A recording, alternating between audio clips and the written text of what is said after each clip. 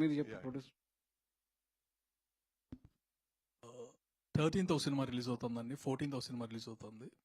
And మా 14th evening పెట్టుకున్నామండి. అంటే హెడ్ ఆన్ పొద్దున ఆ సినిమా చూడాలి, అది ఎంజాయ్ చేసి సాయంత్రం ఆ సినిమాకి రావాలి. అండ్ ఇన్ జనరల్ ఈవినింగ్ నుంచి కలెక్షన్ స్టార్ట్ అవుతాయండి. So we thought it's the best time అండి, 15th or 14th ఈవినింగ్ అని. సార్ అనిల్ గారు, ఇందాక మీరు పిఎంఎస్ ఆర్డర్ గురించి చెప్పారు, నిర్మాతలకి చాలా ఆదా అవుతుందని చెప్పారు. ఆదా కాదండి, అంటే ఎక్స్పెండిచర్ ఉపయోగపడుతుందనే కదా. ఉపయోగపడుతుందండి 100%. సేమ్ అదే యూట్యూబ్ లో వ్యూస్ అనేది కొంటున్నారు నిర్మాతలు, అది ఓపెన్ ఫ్యాక్ట్. అది అవునండి.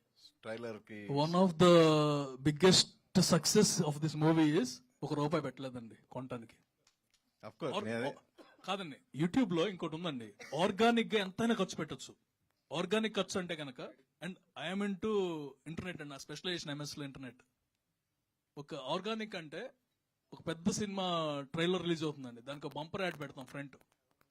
సో ఆ పెద్ద cinema trailer then maybe 10 million people watching, వాళ్ళు సచ్చినట్టు మందుగా వాచ్ చేసుకుని వెళ్ళాలి. That is organic one. దానికోసం ఎంతైనా స్పెండ్ చేయొచ్చు. మీరు చెప్పింది ఇన్ఆర్గానిక్, ఊరినే పోస్టర్ వేయటమే కదా. మేము ఇప్పుడు మీ ఇందాక అడిగారు పోస్టర్లు వేసే సంస్కృతి అని, అది అయిపోయింది, ఇది కూడా అయిపోతుందండి.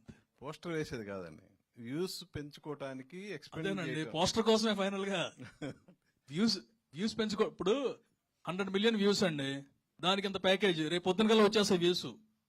ఎందుకు? అది పోస్టర్కే కదా. సో దాని మీద కూడా మీ నిర్మాతలందరూ ఏమన్నా ఆల్మోస్ట్ అందరికీ చెబుతున్నాం అండి, అది మియర్ వేస్ట్ అని. మోస్ట్లీ అది తగ్గిపోతుందండి. ఆ